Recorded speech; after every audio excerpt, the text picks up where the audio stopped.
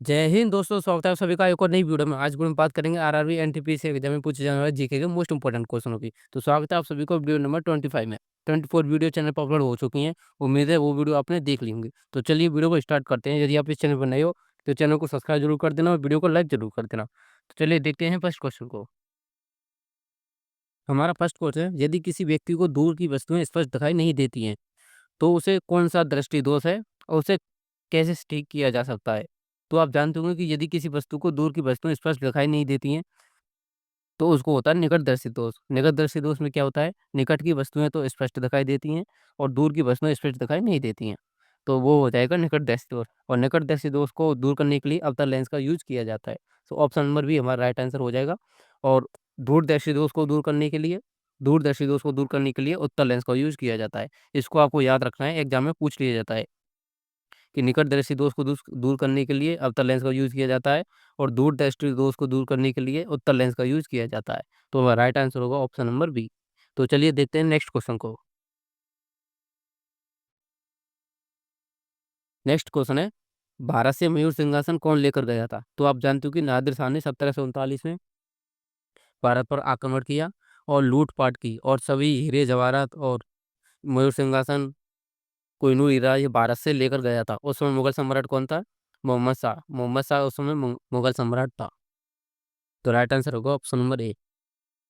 नादिर शाह ने उस समय भारत पर आक्रमण किया 1739 में। देखते हैं नेक्स्ट क्वेश्चन को। नेक्स्ट क्वेश्चन है, इनमें से कौन सा ब्रह्मपुत्र नदी का उद्गम स्थल है। तो आप जानते होंगे कि मानसरोवर झील ब्रह्मपुत्र नदी का उद्गम स्थल है। और ब्रह्मपुत्र नदी की सहायक नदियों की बात करें तो हो जाएगी धनसिरी, सुबनसिरी, मानस, तिस्ता, दिवांग, ये सभी, और लोहित, ये सभी ब्रह्मपुत्र नदी की सहायक नदी हो जाएंगी। एग्जाम में सहायक नदी भी पूछ ली जाती हैं। तो ऑप्शन नंबर सी हमारा राइट आंसर हो जाएगा। देखते हैं नेक्स्ट क्वेश्चन को। नेक्स्ट क्वेश्चन है, निम्नलिखित में से किस कार्यक्रम से पहले गांधी इरविन समझौते पर हस्ताक्षर किए गए थे। तो वह कौन सा गोलमेज सम्मेलन था। तो गांधी गांधी इरविन समझौता कब हुआ, आप जानते होंगे। 5 मार्च 5 मार्च 1931 को गांधी इरविन समझौता हुआ। 5 मार्च 1931 को गांधी इरविन समझौता हुआ। इसके तहत यह डिसाइड हुआ कि गांधी जी द्वितीय गोलमेज सम्मेलन में अब शामिल होंगे। तो हमारा राइट आंसर होगा ऑप्शन नंबर सी, द्वितीय गोलमेज सम्मेलन में शामिल होंगे। तो द्वितीय गोलमेज सम्मेलन कब होता है? 1931 में होता है द्वितीय गोलमेज सम्मेलन। 1930 में होता है प्रथम। तो राइट आंसर होगा ऑप्शन नंबर सी। चलिए देखते हैं नेक्स्ट क्वेश्चन को। नेक्स्ट क्वेश्चन है, अंतर्राष्ट्रीय श्रम संगठन ILO इंटरनेशनल लेबर ऑर्गेनाइजेशन की स्थापना किस वर्ष हुई थी। तो आप जानते होंगे अंतर्राष्ट्रीय श्रम संगठन की स्थापना 1919 में होती है। और इसका मुख्यालय कहाँ पर है? Geneva, Switzerland. जिनेवा, स्विट्जरलैंड में इसका मुख्यालय है। और यह संगठन किसका है? UNO का संगठन है। अंतर्राष्ट्रीय श्रम संगठन किसका संगठन है? UNO का संगठन है। और UNO का मुख्यालय कहाँ पर है? न्यूयॉर्क, अमेरिका में। UNO का मुख्यालय कहाँ पर है? न्यूयॉर्क, अमेरिका में। UNO की स्थापना कब होती है? 1945 में UNO की स्थापना होती है। तो मेरा राइट आंसर हो जाएगा ऑप्शन नंबर सी। देखते हैं नेक्स्ट क्वेश्चन को। अगर ये वीडियो आपको अच्छी लग रही हो तो वीडियो को लाइक ज़रूर कर देना और चैनल को सब्सक्राइब जरूर कर देना, क्योंकि आपका एक छोटा सब्सक्राइब हमें बहुत मोटिवेट करता है वीडियो बनाने के लिए। तो चलिए देखते हैं क्वेश्चन नंबर 6 को।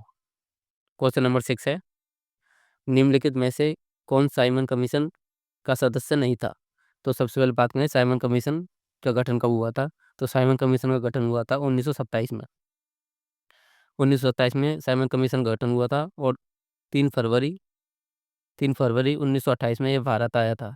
3 फरवरी 1928 में यह भारत आया था। और इसके अध्यक्ष कौन थे? John Simon. जॉन साइमन इसके अध्यक्ष थे। टोटल 7 सदस्य थे इसमें, एक भी भारतीय नहीं था। सातों के सातों अंग्रेज थे। तो हैरी लेवी लॉसन ये भी इसके सदस्य थे। क्लेमेट एटली ये भी इसके सदस्य थे। और साइमन इसके अध्यक्ष थे। तो जेम्स ए स्कॉट ये इसके सदस्य नहीं थे। तो ऑप्शन नंबर सी हमारा राइट आंसर हो जाएगा। देखते हैं नेक्स्ट क्वेश्चन को।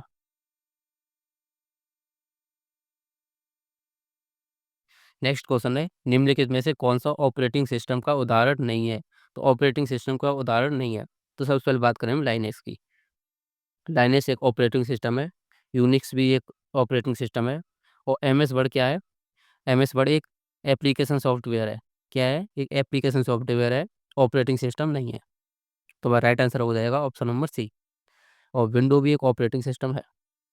तो MS वर्ड हमारा हो जाएगा एक application software, option number C right answer हो जाएगा। देखते हैं नेक्स्ट क्वेश्चन को। नेक्स्ट क्वेश्चन है, मैं नास्तिक क्यों हूँ, यह पुस्तक किसने लिखी। यह पुस्तक लिखी थी भगत सिंह ने। Option number B right answer होगा, मैं नास्तिक क्यों हूँ, भगत सिंह के द्वारा लिखी गई पुस्तक है। और एक और पुस्तक है जो भगत सिंह की पूछी जाती है एग्जाम में, जेल नोटबुक। जेल नोटबुक, यह पुस्तक किसकी है, तो ये भी भगत सिंह की पुस्तक है। उन्होंने जेल में थे जब लिखी थी ये पुस्तक, जेल नोटबुक। और सुभाष चंद्र बोस की और एक और पुस्तक है जो एग्जाम में पूछी जाती है, सुभाष चंद्र बोस की पुस्तक कौन सी है, the Indian struggle. The Indian struggle पुस्तक किसकी है, सुभाष चंद्र बोस की। और इनकी एक आत्मकथा है जिसको ऑटोबायोग्राफी कहते हैं। और वो ऑटोग्राफी का नाम क्या है, the Indian Pilgrim. The Indian Pilgrim, आपको इसे याद रखना है, द इंडियन पिलग्रिम इसकी सुभाष चंद्र बोस की आत्मकथा है। तो ऑप्शन नंबर बी हमारा राइट आंसर होगा। देखते हैं नेक्स्ट क्वेश्चन को।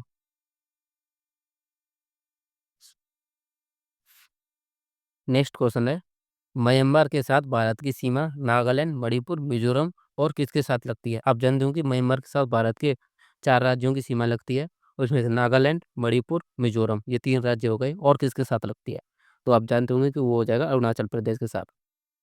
और असम तो उस साइड पड़ते ही नहीं है। तो मैं मैप पे आपको बता दूं, तो यहाँ पर हो जाएगा म्यांमार। यहाँ पे म्यांमार हो जाएगा। तो यहाँ पे आप चाहे देख सकते हो कि यहाँ पे अरुणाचल प्रदेश हो जाएगा, नागालैंड, मणिपुर, मिजोरम। तो आप देख सकते हो ये 4 राज्य हो जाएंगे, अरुणाचल प्रदेश, नागालैंड, मणिपुर और मिजोरम। इन 4 राज्यों से म्यांमार की सीमा लगती है। तो सिक्किम यहाँ पे हो जाएगा, पश्चिम बंगाल यहाँ पे हो जाएगा। तो इनसे इनसे म्यांमार की सीमा नहीं लगती। अरुणाचल प्रदेश हमारा राइट आंसर होगा। देखते हैं नेक्स्ट क्वेश्चन को।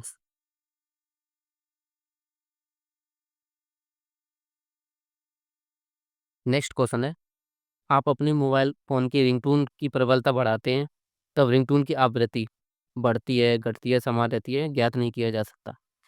तो सबसे पहले हम बात करें, ये जो लोग ध्वनि की प्रबलता बढ़ाते हैं तो उसकी आवृत्ति बदलती नहीं है, क्योंकि प्रबलता आवृत्ति पर निर्भर नहीं करती है। प्रबलता,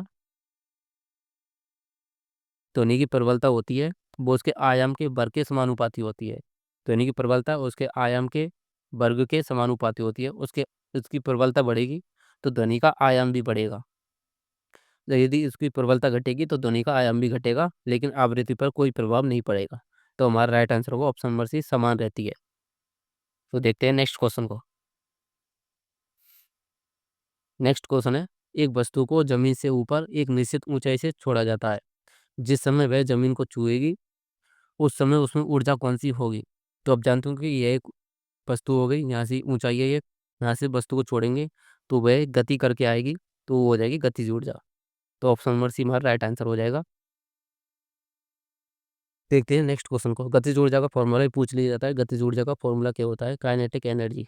काइनेटिक एनर्जी का फॉर्मूला क्या होता है, 1/2 mv²। 1/2 mv², वह वस्तु का मास, एम हो जाएगा वस्तु का मास और वी हो जाएगा वस्तु का वेग। 1/2 mv² उसका फॉर्मूला होता है। देखते हैं नेक्स्ट क्वेश्चन को। नेक्स्ट क्वेश्चन है, निम्नलिखित में से किस बंदरगाह को पूर्वी भारत का प्रवेश द्वार कहा जाता है। तो पूर्वी भारत का प्रवेश द्वार कौन सा हो जाएगा, कोलकाता बंदरगाह। ऑप्शन नंबर ही राइट आंसर हो जाएगा। तो कोलकाता बंदरगाह को पूर्वी भारत का प्रवेश द्वार कहा जाता है। देखते हैं नेक्स्ट क्वेश्चन को।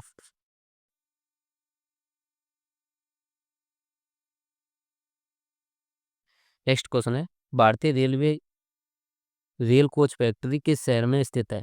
तो रेल कोच फैक्ट्री किस शहर में स्थित है, तो कपूरथला में। कपूरथला कहाँ पर पड़ता है, पंजाब में। ये मोस्ट इंपॉर्टेंट क्वेश्चन बन सकता है एग्जाम में,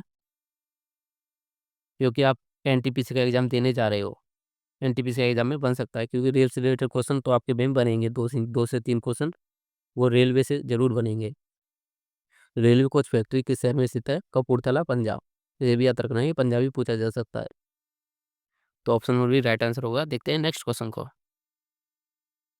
नेक्स्ट क्वेश्चन है, महात्मा गांधी ने साबरमती से दांडी तक प्रसिद्ध नमक मार्च की शुरुआत की थी। दांडी गुजरात के किस जिले में स्थित है। तो दोस्तों हम ये तो याद कर लेते हैं कि दांडी यात्रा कब शुरू हुई थी, कब खत्म हुई थी। अब ये पता करना है में स्थित है, यानी दांडी गुजरात के किस जिले में स्थित है, तो वो हो जाएगी नवसारी जिले में। तो ऑप्शन नंबर भी राइट आंसर हो जाएगा, नवसारी जिले में स्थित है दांडी। देखते हैं नेक्स्ट क्वेश्चन को। नेक्स्ट क्वेश्चन है, निम्नलिखित में से पौधे में मादा प्रजनन अंग के भागों का सही क्रम कौन सा है। तो सबसे पहले हम बात करें उनके क्रमों की, तो सबसे पहले आता है वर्तिकाग्र। सबसे पहले आ जाएगा वर्तिकाग्र। तो ये परागकणों को अपनी ओर खींचता है। वर्तिकाग्र क्या करता है, परागकणों को अपनी ओर खींचता है। और वर्तिका क्या होती है, यह एक नलीनुमा संरचना होती है जो परागकणों को अंडाशय तक पहुंचाती है, फिर अंडाशय से पुष्पाशय बनता है। तो ऑप्शन नंबर भी राइट आंसर हो जाएगा। मैंने आपको बता दी कि कैसे कैसे ये कार्य करते हैं। देखते हैं नेक्स्ट क्वेश्चन को।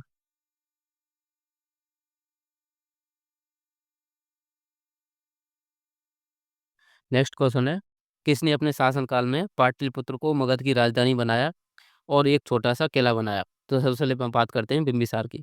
बिंबिसार कौन है, हर्यक वंश का संस्थापक। हर्यक वंश का संस्थापक कौन है, बिंबिसार। और अजातशत्रु कौन है, प्रथम बौद्ध संगीति किसके समय होती है, अजातशत्रु के समय। यह भी हर्यक वंश का एक शासक है। और प्रथम बौद्ध संगीति होती है अजातशत्रु के समय। द्वितीय बौद्ध संगीति किसके समय होती है, कालाशुक के समय। द्वितीय बौद्ध संगीति कालाशुक के समय होती है, प्रथम अजातशत्रु के समय। तृतीय होती है अशोक के समय, सम्राट अशोक के समय होती है तृतीय बौद्ध संगीति। और चौथी बौद्ध संगीति किसके समय होती है, कनिष्क के समय। कनिष्क के समय, कुषाण वंश का शासक है कनिष्क, उसके समय चौथी बौद्ध संगीति होती है। आपको याद रख लेना है, क्योंकि बौद्ध संगीति से रिलेटेड ये क्वेश्चन बनता है एग्जाम में। और मैं बात करूँ उदयन की। उदयन कौन है, ये अर्यक वंश का एक शासक है। और इसने राजगृह से राजधानी, पहले इसकी राजधानी राजगृह थी और फिर इसने पाटलिपुत्र कर दी, पाटलिपुत्र राजधानी कर दी। तो ऑप्शन नंबर सी हमारा राइट आंसर हो जाएगा। देखते हैं नेक्स्ट क्वेश्चन को। सत्यमेव जयते पहली बार किसके द्वारा सुनाया गया था। सत्यमेव जयते पहली बार किसके द्वारा सुनाया गया था। आप जानते हो कि सत्यमेव जयते भारत का राष्ट्रीय वाक्य है। सत्यमेव जयते और भारत ने 1950 में इसे अपनाया था। सत्यमेव जयते को भारत का राष्ट्रीय वाक्य है। और सबसे पहले इसे किसने सुनाया था, तो मदन मोहन मालवीय के द्वारा। तो ऑप्शन नंबर डी हमारा राइट आंसर होगा, मदन मोहन मालवीय की तरह से सुनाया गया था। और सत्यमेव जयते का जिक्र किस में है, तो मुंडकोपनिषद में। मुंडकोपनिषद में क्या है, सत्यमेव जयते का जिक्र। और मुंडकोपनिषद क्या है, अर्थवेद का एक ग्रंथ है, अर्थवेद। अर्थवेद में है मुंडकोपनिषद। तो हमारा राइट आंसर होगा ऑप्शन नंबर डी। देखते हैं नेक्स्ट क्वेश्चन को। नेक्स्ट क्वेश्चन है, काई लाइकेन छोटी झाड़ियाँ किस प्रकार की वनस्पति में पाई जाती हैं। तो काई लाइकेन छोटी झाड़ियाँ किस प्रकार की वनस्पति में पाई जाती हैं, वो हो जाएंगी टुंड्रा वन में। तो ऑप्शन में हमारा राइट आंसर हो जाएगा, काई लाइकेन छोटी झाड़ियाँ टुंड्रा वन में पाई जाती हैं। ऑप्शन में राइट आंसर हो जाएगा। देखते हैं नेक्स्ट क्वेश्चन को।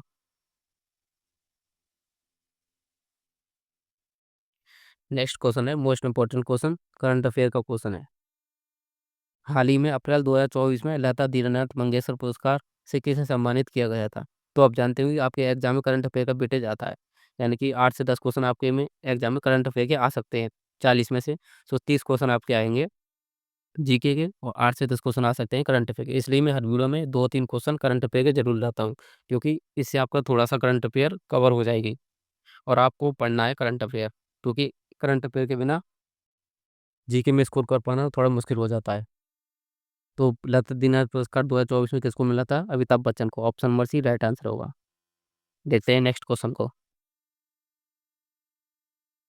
नेक्स्ट क्वेश्चन है, पृथ्वी के चुंबकीय क्षेत्र के लिए जिम्मेदार कौन है। तो उससे फर्स्ट वाली बात करें, ये पृथ्वी, मान लो ये पृथ्वी हो जाएगी। सबसे ऊपर होता है क्रस्ट, फिर होती है मेंटल, फिर होती है कोर। कोर दो प्रकार की होती है, एक बाहरी कोर और आंतरिक कोर। ये कोर होती है। तो चुंबकीय क्षेत्र के लिए जिम्मेदार कौन है, बाहरी core. Option number C right answer होगा। क्रस्ट पर सर्वाधिक क्या पाया जाता है, तो सियाल उसको कहते हैं। पृथ्वी क्रस्ट पर क्या पाया जाता है, सियाल, इसको कहते हैं। सिलिकॉन और एल्युमिनियम, सिलिकॉन और एल्युमिनियम सबसे ज़्यादा किस पर पाया जाता है, पृथ्वी के क्रस्ट पर। एग्जाम में पूछा जाता है कि क्रस्ट पर सर्वाधिक क्या पाया जाता है, तो उसको हम याद करते हैं सियाल के नाम से, यानी कि सिलिकॉन और एल्युमिनियम सियाल पर पाई जाती है। और मैं बात करूँगा क्रस्ट और मेंटल पर क्या पाया जाता है, तो उसको याद करते हैं हम सीमा के नाम से। तो सिलिकॉन और मैग्नीशियम, सिलिकॉन और मैग्नीशियम सर्वाधिक कहाँ पाया जाता है, तो वो पाए जाते हैं मेंटल पर। क्रस्ट, मेंटल और फिर आती है कोर। कोर पे क्या पाई जाती है, तो उसको याद करते हैं हम निफे के नाम से, NiFe, यानी कि निकेल और आयरन। निकेल और आयरन कहाँ पाई जाती है? कोर पर। तो ये थे पृथ्वी की आंतरिक संरचना, मैंने आपके लिए पूरी समझा दी है। राइट आंसर होगा आपका बारीक core, option number C right answer होगा। ये वीडियो आपको अच्छी लगी, वीडियो को लाइक जरूर कर देना और एक सब्सक्राइब जरूर कर देना, क्योंकि आपको एक छोटा सब्सक्राइब बहुत मोटिवेट करता है मुझे नेक्स्ट वीडियो लाने के लिए। तो देखते हैं क्वेश्चन नंबर 21 को। नेक्स्ट क्वेश्चन है, ये एग्जाम में सीधे सीधे क्वेश्चन पूछे जाते हैं और ये PYQ क्वेश्चन है, एग्जाम में पूछा गया था। जलवायु प्रणाली के संरक्षण के लिए निम्नलिखित में से कौन सा संयुक्त राष्ट्र का कानून निकाय या दस्तावेज नहीं है? तो सबसे पहले आप जानते होंगे कि पेरिस समझौता क्लाइमेट चेंज के लिए हुआ था, क्योटो प्रोटोकॉल भी क्लाइमेट चेंज के लिए हुआ था, और United nation framework convention on climate change ये भी उसके लिए हुआ था। तो United nation international panel on ये कोई संस्था नहीं है और ये कभी हुआ भी नहीं था, तो नाम ही वैसे देते हैं। ऑप्शन में राइट आंसर होगा। देखते हैं नेक्स्ट क्वेश्चन को। नेक्स्ट क्वेश्चन है, दोस्त मोहम्मद खान के खिलाफ 1838 में हुई त्रिपक्षीय संधि पर किस किसने हस्ताक्षर किए थे? तो आप इसको याद कर लेना, एग्जाम में सीधा सीधा क्वेश्चन पूछा जाएगा। तो उस समय किसने हस्ताक्षर किए थे? ऑकलैंड, महाराजा रणजीत सिंह और सांसूजा। ये राइट आंसर हो जाएगा, ऑप्शन नंबर डी। ऑकलैंड, महाराजा रणजीत सिंह और सांसूजा। तो देखते हैं नेक्स्ट क्वेश्चन को, option number D right answer होगा। नेक्स्ट क्वेश्चन है, निम्नलिखित में से धात्विक गुणधर्मों का सही क्रम है। तो धात्विक गुणधर्मों का सही क्रम कौन सा है? मैं सबसे पहले आपको बता दूं कि धात्विक गुण, जैसे हम आवर्त सारणी में ऊपर से नीचे जाते हैं तो धात्विक का गुण बढ़ता है। जैसे मैं इस क्वेश्चन की बात करूं, लिथियम तीसरे नंबर पर आता है और सोडियम आता है 11 नंबर पे। तो हम आवर्त सारणी ऊपर से नीचे आ रहे हैं तो धात्विक गुण भी बढ़ते जाएंगे। तो ऑप्शन नंबर ही हमारा डी राइट आंसर हो जाएगा। ऊपर से आवर्त सारणी ऊपर से नीचे आते हैं तो धात्विक गुण बढ़ते जाते हैं। तो ऑप्शन में राइट आंसर होगा। और यदि हम आवर्त सारणी में नीचे से ऊपर जाते हैं तो धात्विक गुण कम होता जाता है। तो ऑप्शन में डी राइट आंसर होगा। देखते हैं नेक्स्ट क्वेश्चन को। नेक्स्ट क्वेश्चन है, प्रधानमंत्री उज्ज्वला योजना इनमें से किससे संबंधित है? तो आप जानते हो कि LPG के कनेक्शन आए थे जो प्रधानमंत्री ने, उससे संबंधित है प्रधानमंत्री उज्ज्वला योजना। तो ऑप्शन में सी राइट आंसर होगा। देखते हैं नेक्स्ट क्वेश्चन को। बैंक दर का क्या अर्थ है? बैंक दर का क्या अर्थ है? तो मैं आपको बता दूं, बैंक दर किसको कहते हैं? जब केंद्रीय बैंक, जब सेंट्रल बैंक होती है जो अपनी केंद्रीय बैंक, वो वाणिज्यिक बैंक को जिस दर पर धन देती है उसको कहते हैं बैंक दर। तो मेरा राइट आंसर होगा ऑप्शन नंबर डी। आप पढ़ के देख सकते हो कि केंद्रीय बैंक द्वारा वाणिज्य बैंक को दिए गए ऋणों पर लगाई जाने वाली ब्याज दर को क्या कहते हैं? बैंक दर। तो option number D right answer होगा। केंद्रीय बैंक द्वारा वाणिज्य बैंकों को दिए गए ऋणों पर लगाई जाने वाली दर को क्या कहते हैं? बैंक दर। Option number D right answer होगा। नेक्स्ट क्वेश्चन है, प्रसिद्ध लैंडमार्क ओटारियो झील और एरी झील के बीच स्थित है। तो ओटारियो झील और एरी झील के बीच कौन सा वाटरफॉल स्थित है? Niagara waterfall. ऑप्शन में राइट आंसर होगा। ओटारियो झील और एरी झील के बीच में कौन सा जलप्रपात स्थित है? तो वो हो जाएगा नियाग्रा जलप्रपात। तो ऑप्शन में राइट आंसर हो जाएगा। देखते हैं नेक्स्ट क्वेश्चन को। नेक्स्ट क्वेश्चन है, संसद के दो क्रमिक सत्रों के बीच अधिकतम कितना अंतराल हो सकता है? तो आप जानते होंगे संसद के दो क्रमिक सत्रों के बीच मैक्सिमम 6 माह का टाइम हो सकता है। मैक्सिमम 6 माह का टाइम हो सकता है और एक साल के अंदर कम से कम संसद के 2 सत्र होने चाहिए। एक साल के अंदर कम से कम 2 सत्र होने चाहिए और उनके बीच मैक्सिमम 6 माह का टाइम होना चाहिए। अधिकतम 6 माह का समय हो सकता है। तो option number D right answer हो जाएगा हमारा, मैक्सिमम 6 माह। तो देखते हैं नेक्स्ट क्वेश्चन को। नेक्स्ट क्वेश्चन है, जिन पौधों में संवहन तंत्र नहीं पाया जाता है तो उनको क्या कहते हैं? उनको कहते हैं ब्रायोफाइटा। तो option number B right answer हो जाएगा। ब्रायोफाइटा के बारे में एक और क्वेश्चन पूछा जाता है। ब्रायो ब्रायोफाइटा के बारे में एक और क्वेश्चन पूछा जाता है कि पादप जगत का उभयचर किसे कहते हैं? पादप जगत का उभयचर किसको कहते हैं? तो वो हो जाएगा bryophyta. Option number B right answer हो जाएगा। पादप जगत का उभयचर जिसमें श्वसन तंत्र, संवहन तंत्र नहीं पाया जाता है, वो हो जाएगा ब्रायोफाइटा। देखते हैं नेक्स्ट क्वेश्चन को। ये नेक्स्ट क्वेश्चन है और आज का लास्ट क्वेश्चन, कदरिया महादेव मंदिर किस मंदिर समूह से संबंधित है? तो आप जानते हो कि खजुराहो के मंदिर से संबंधित है। और खजुराहो का मंदिर कहाँ पर है? मध्य प्रदेश में। चंदेल वंश के शासकों ने इसको बनवाया था। तो खजुराहो मंदिरों में से एक है कदरिया महादेव का मंदिर। तो ऑप्शन में डी राइट आंसर हो जाएगा। अगर ये वीडियो आपको अच्छी लगी हो तो वीडियो को लाइक ज़रूर कर देना और एक सब्सक्राइब ज़रूर कर देना। लाइक करो मत करो पर सब्सक्राइब ज़रूर कर देना, क्योंकि आपका एक छोटा सब्सक्राइब हमें बहुत मोटिवेट करता है नेक्स्ट वीडियो बनाने के लिए। तो कमेंट करके ज़रूर बताना कि वीडियो आपको कैसी लगी, और मिलता हूँ आपसे अब नेक्स्ट वीडियो में।